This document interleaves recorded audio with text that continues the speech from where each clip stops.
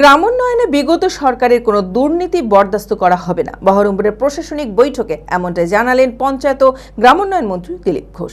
গ্রামীণ উন্নয়ন কার্যক্রমের ফলাফল পর্যালোচনার শুক্রবার বহরমপুর রবীন্দ্র সদনে এক প্রশাসনিক বৈঠক করেন মন্ত্রী দিলীপ ঘোষ।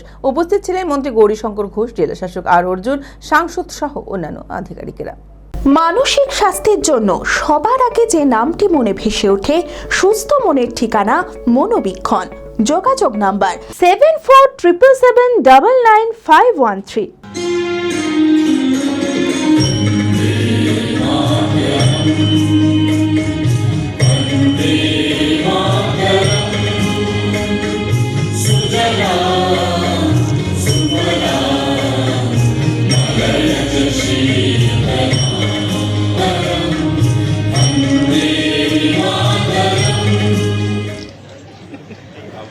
আলো ছড়িয়ে পড়ুক, অন্ধকার ঘুচে যাক।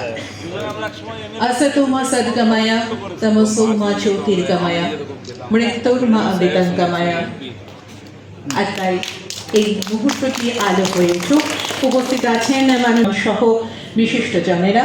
গ্রামীণ উন্নয়ন কার্যক্রমের ফলাফল পর্যালোচনায় শুক্রবার বহরমপুর রবীন্দ্র সদনে এক প্রশাসনিক বৈঠক করেন রাজ্যের পঞ্চায়েত ও গ্রামোন্নয়ন মন্ত্রী দিলীপ ঘোষ।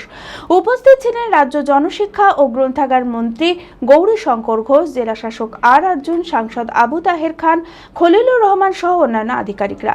এদিন মন্ত্রী দিলীপ ঘোষ বলেন, মুর্শিদাবাদ জেলার বিভিন্ন গ্রাম পঞ্চায়েতে গ্রামোন্নয়নের কাজে প্রচুর দুর্নীতি হয়েছে। সেই কারণে মুর্শিদাবাদের প্রচুর কাজ এখনো পিছিয়ে রয়েছে। রাস্তাঘাট, পানীয় জল, আবাস যোজনা সবেতেই দুর্নীতি হয়েছে। সেই সমস্ত দুর্নীতি তদন্ত করে দেখা হবে, তবে কোনোভাবেই উন্নয়ন স্তব্ধ হবে না। গ্রামাঞ্চলের সাধারণ মানুষকে উন্নয়ন দেওয়াই আমাদের লক্ষ্য। ইতিমধ্যেই টেন্ডার করে রাস্তার কাজ শুরু করা হবে।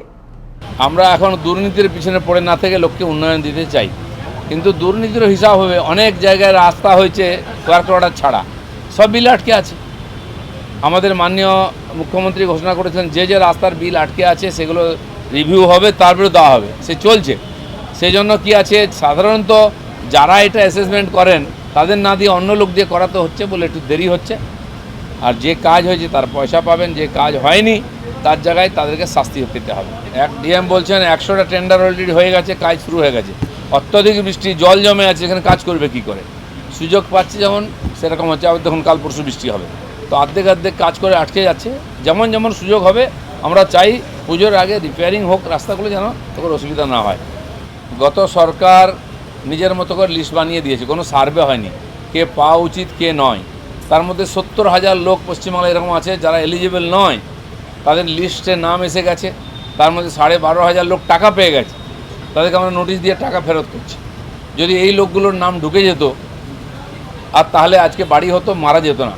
সেজন্য আমরা এত জোর দিয়েছি, 3বার টাইম এক্সটেনশন করেছি। 20 জুলাই ছিল, 15 আগস্ট হলো, 31 আগস্ট, যাতে একটা লোকও এর সুবিধা থেকে বঞ্চিত না হয়। তার জন্য বিশেষভাবে বৈঠক। আমাদের সেক্রেটারি এক একটা ভিডিওকে দাঁড় করিয়ে জিজ্ঞেস করেছেন কেন হচ্ছে না, যাতে কোনো গরিব মানুষ বঞ্চিত না হয় কাজ এই পাওয়া থেকে। তার জন্য আমরা চেষ্টা করছি। কিছু কাজ তো প্রধানের হাতে আছে, সেটা প্রধানকে সার্টিফিকেট ওই দেবে, কিন্তু যাতে উন্নয়নের কাজ আটকায় না সেই জন্য চেক সই করা, বিল সই করার কাজটা আমরা অন্যকে দিয়ে করাতে পারবো বলে আইন সংশোধন করেছি এবং সেই প্রক্রিয়া শুরু হয়েছে। নতুন করে আবার টেন্ডার হচ্ছে। আপাতত ভাঙা রাস্তা সারাই করার জন্য টাকা পয়সা দেওয়া হয়েছে, সেটা টেন্ডার হচ্ছে। নতুন রাস্তা আবার বৃষ্টি বন্ধ হলে শুরু হবে। অন্যান্য জেলা ভালো হয়েছে, মুর্শিদাবাদ একটু পিছিয়ে আছে। আমাদের আগে আসার ইচ্ছা ছিল কিন্তু বিভিন্ন কাজে হয়নি। আজ সব খোঁজ খবর হলো, গতকাল 21,000 তারা একসঙ্গে করেছেন। আমার মনে হয় টার্গেটে পৌঁছে যাবেন 31 তারিখ অবধি। জিরামজির যে কাজ সেটাও স্লো চলছে বৃষ্টি বাদলের জন্য, তার জন্য আমরা রাস্তা বলেছি। সেলফ হেল্প গ্রুপ, স্বচ্ছ ভারত, এই সমস্ত কাজের যাতে গতি আসে তার জন্য ডিটেলস খোঁজ খবর নেওয়া হয়েছে। সেই ভিডিওর সঙ্গে কথা বলা হয়েছে, এখানে কাজ কম আছে। ধারাবাহিক সাফল্যের পর এই বছর নিট পরীক্ষায় অভাবনীয় সাফল্য জেড একাডেমির। 2026-এর নিট পরীক্ষায় সফল হয়েছে 16 জন ছাত্রছাত্রী। আমাদের সুবিধা, ডিজিটাল ক্লাসরুম, 24 আওয়ার্স সিসিটিভি, ছেলে ও মেয়েদের পৃথক ক্লাসরুম ও হোস্টেল, নিয়মিত DDP, problem solving and doubt clearing class, কলকাতার অভিজ্ঞ শিক্ষক মণ্ডলী, স্বাস্থ্যসম্মত রুচিশীল খাবার, নিট বেসিস পড়াশোনা, কালচারাল অ্যাক্টিভিটি, গেস্ট টিচার দ্বারা যোগা, মোটিভেশন ক্লাস, সবুজে ঘেরা পরিবেশে 24 ঘন্টা বিশুদ্ধ জল ও বিদ্যুৎ পরিষেবা।